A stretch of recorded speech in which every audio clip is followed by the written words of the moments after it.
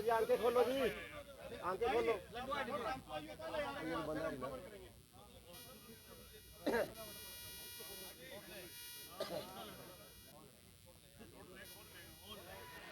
एक minute photo खींचते हैं चैनल पे प्लीज फोटो जानी है बीजेपी वालों ने मांग रखी है बता।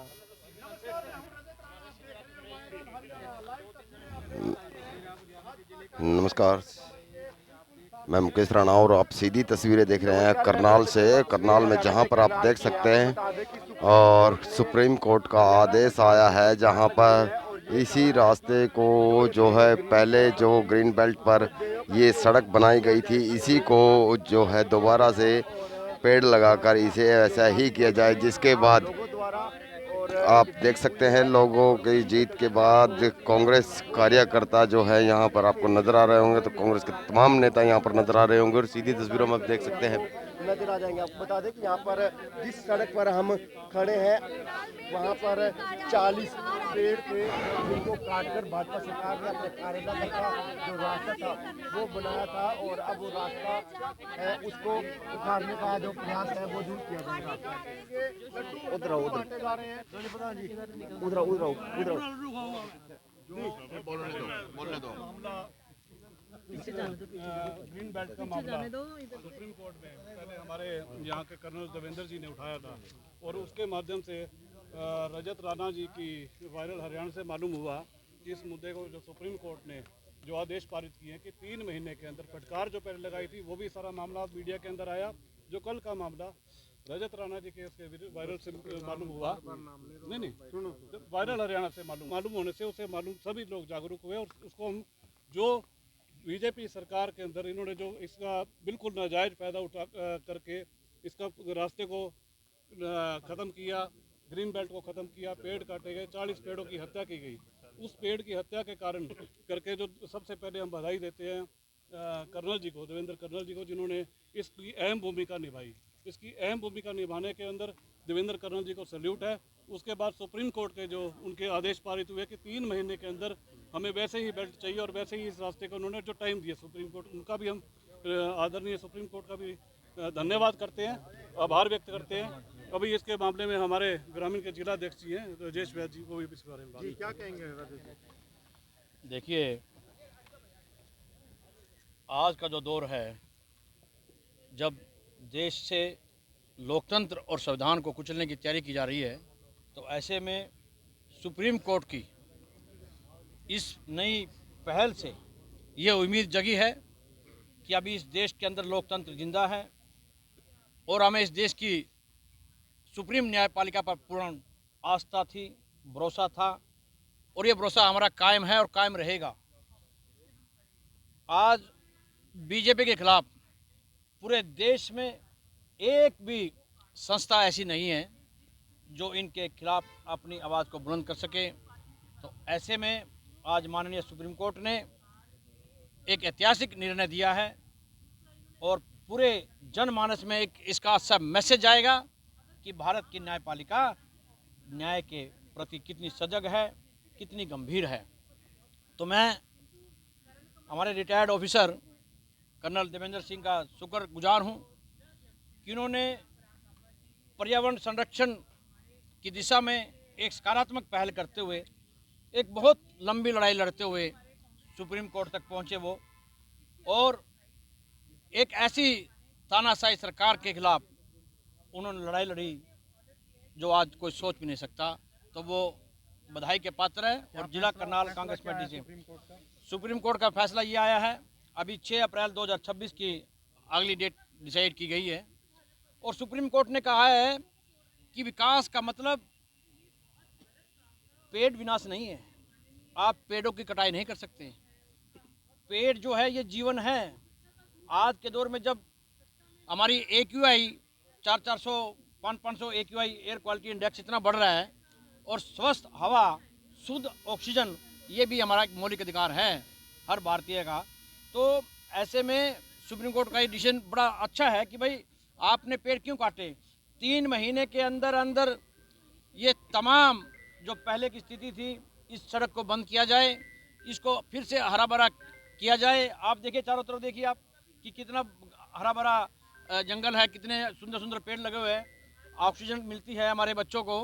तो ऐसे में ये बड़ा स्वागत योग्य कदम है न्यायालय का। और कांग्रेस पार्टी आज यहाँ एकजुट होकर पहुँची है और सब मिठाई बांट रहे हैं कि। और विशेष तौर से मैं करनाल की मीडिया का भी धन्यवाद करता हूँ कि करनाल की मीडिया ने, सभी साथियों ने इस मुद्दे को उठाया।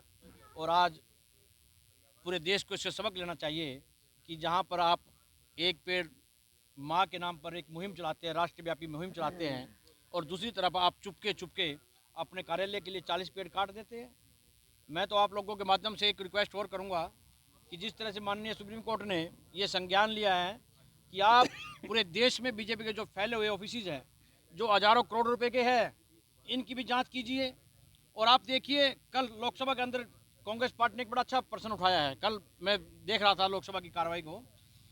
2004 में कांग्रेस पार्टी के अकाउंट में करीब 150 करोड़ रुपए था और 88 करोड़ रुपया था बीजेपी के अकाउंट में। फिर 2009 में कांग्रेस के अकाउंट में 350 करोड़ रुपया, बीजेपी के अकाउंट में 200 करोड़ रुपया। अचानक 2014 में फिर हमारे अकाउंट में 750, इनके अकाउंट में 600 करोड़ रुपया। जैसे 2019 आया, 3500 करोड़ रुपया बीजेपी के अकाउंट में, हमारे अकाउंट में 400 करोड़ रुपया। फिर 2024 में बीजेपी के अकाउंट में 10,000 करोड़ रुपया, हमारे अकाउंट में 200-250 करोड़ रुपया। तो ये 70 साल में कांग्रेस ने किया है। अरे आपके अकाउंट में तो तब से हमारे बराबर पैसे चल रहे थे, लेकिन कहाँ 10,000 करोड़ रुपया। मैं माननीय सुप्रीम कोर्ट से प्रार्थना करूंगा कि 100 काज नोटिस लेते हुए इस देश के अंदर आपकी जिम्मेदारी बनती है, इनसे पूछे कि 10,000 करोड़ रुपया कैसे आपके अकाउंट में आया, कैसे आपने पूरे 654 डिस्ट्रिक्ट के अंदर ये आलिशान 7 स्टार होटल बना दिए। इसकी भी जांच होनी चाहिए। और आज मैं प्रार्थना करता हूं माननीय सुप्रीम कोर्ट से कि जो पीछे इतना बड़े विशाल 7 स्टार भवन खड़े हैं, इनकी भी जांच करें कि ये कैसे बने भाई, ये जनता की गाड़ी कमाई से। और दूसरी बात मेरी ये है कि ये बीजेपी के खाते से बनना चाहिए, बीजेपी का जो अकाउंट है ना उससे बनाना चाहिए, ना कि टैक्स पेयर के पैसों से ये जमीन तैयार होनी चाहिए।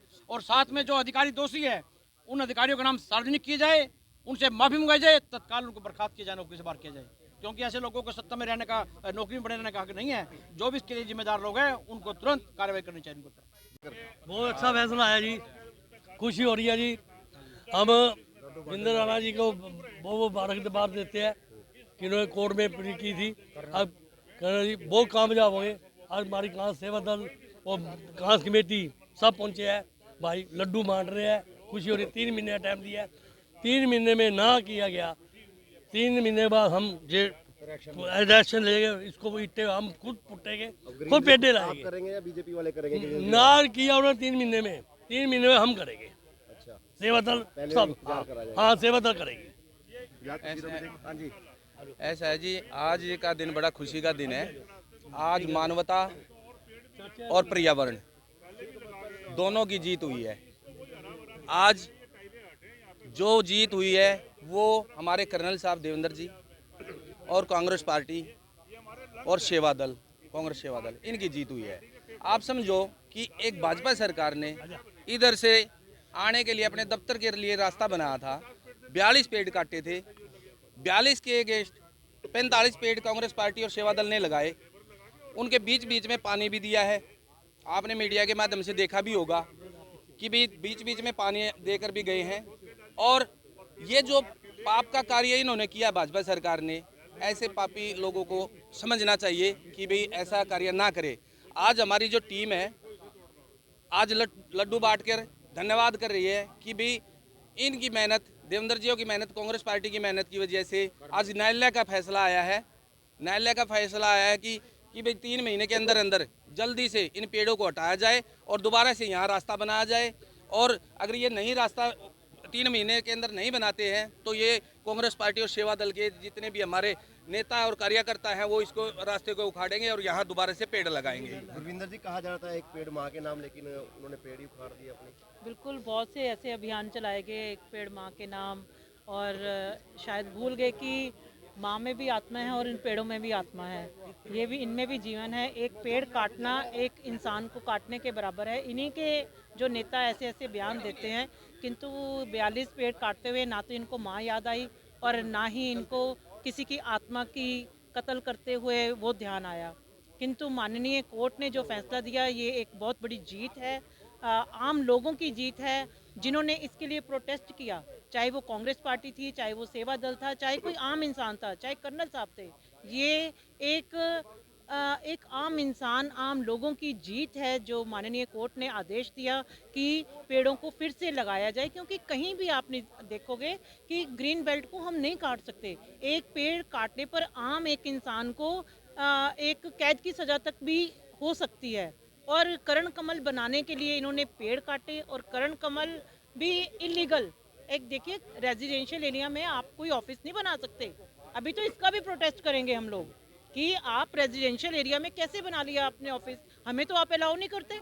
हम अगर बना लेंगे तो हमारे ऊपर तो फाइन है। आप किसी घर में ऑफिस बना लो तो आपके ऊपर तो फाइन है ना।